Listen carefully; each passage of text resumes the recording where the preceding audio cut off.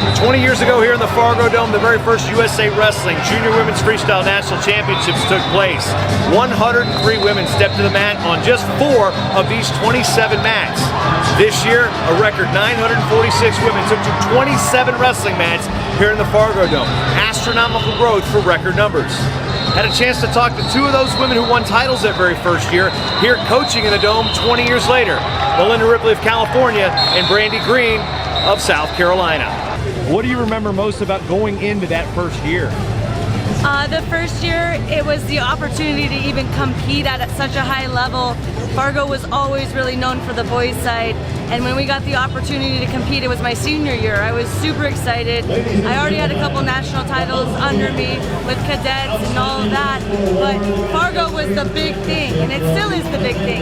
Well, I mean, we'd already been around like what the guys have done for so many years.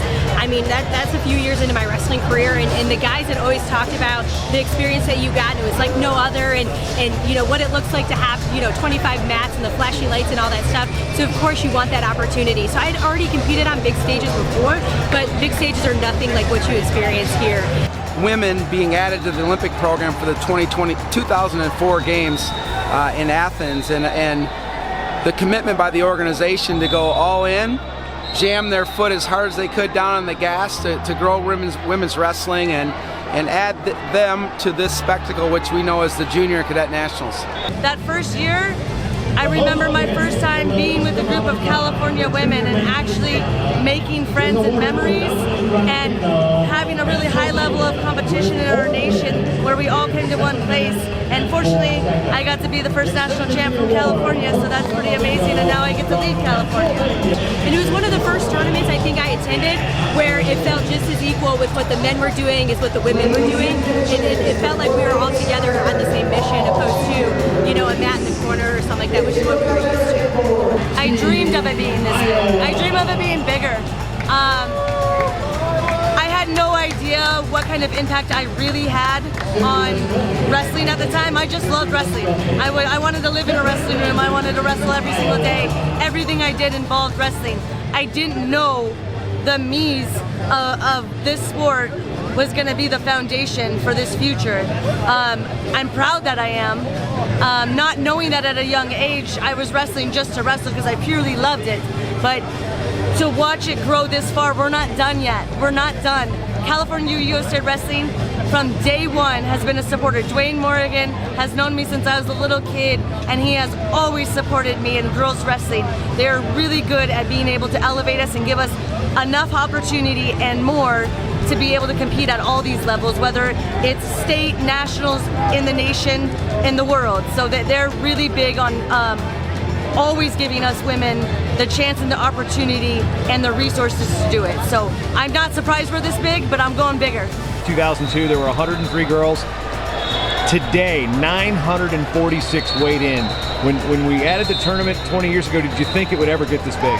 Well, I'll tell you, I don't know if anyone could say they thought it was going to get this big this quickly, but I'll tell you, we have goals and aspirations for this tournament to get even bigger, and to have the same number of participants and interests that we have on the boys and men's side. I think it makes it really easy to be able to promote the sport to institutions when you have events like this. It's easy to say, hey, we have 1,500 girls that are competing at a very high level. Hey, Division I, this is where we need to have that growth now. Or even our Division II NAIA programs, like it's so easy because all these girls come together from all over the country to compete at such an event. It makes it so much easier, I think, to present it to administration and to those that believe in the sport to get us to be able to grow at that level. When you have a little tournament, it doesn't say the same thing. Our history's small still. We're growing, we're brand new, but we have a lot of powerful women and people behind that are able to share where we've come from and where we're going. And fortunately, I get to see a bunch of my generation coming down to coach now, which is amazing because we're giving back to all these girls and able to share that story with them.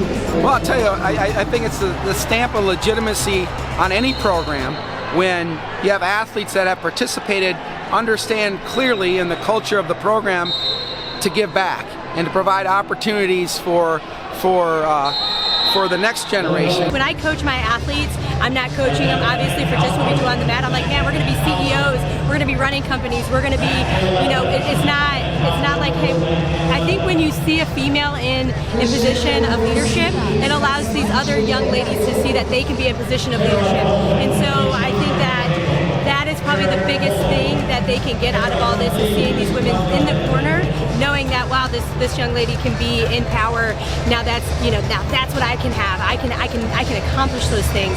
And so I think that's one of the things I probably push the most with our young ladies is the skills that we earn and we get. We now take them back to the workforce in the real world, and we just explode with what we're actually fully capable of, instead of being kind of in this little bubble or this little box where we think we can be. My generation, we wanted more opportunity than we wanted a voice, and I make sure that as I impact anybody, whether it's California or any other state, any youth that comes through wrestling, I want them to know they have a voice, they are strong, and they are strong mentally and physically. And strong doesn't mean that you're not emotional.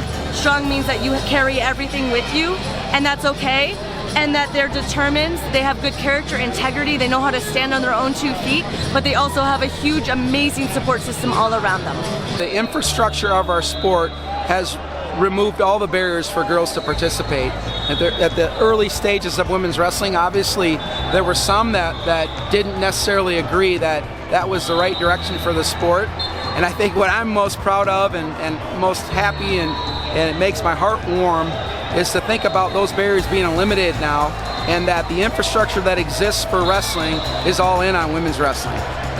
Man, my goal would be to see this tournament be over 10,000 wrestlers and 5,000 girls in this tournament. So my dream would be we have 5,000 girls in this tournament in 20 years. That number, over 900, makes my heart so happy, but I know it's going to get bigger and stronger, and we're going to keep growing with amazing, confident, strong young ladies.